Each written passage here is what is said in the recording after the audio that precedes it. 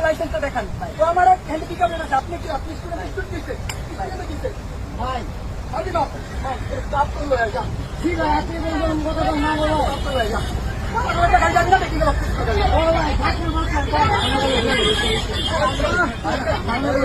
আমি জগন্য বিশ্ববিদ্যালয়ে সামান্য আন্দোলনে চুপ করে ভাই আপনার ছিলাম তো ভাই ভাই আমরা ছিলাম ভাই আমরা ছিলাম ভাই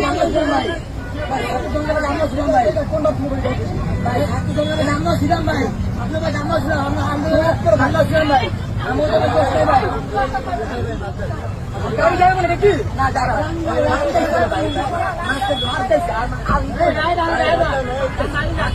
তুই যা দেখি থাকতো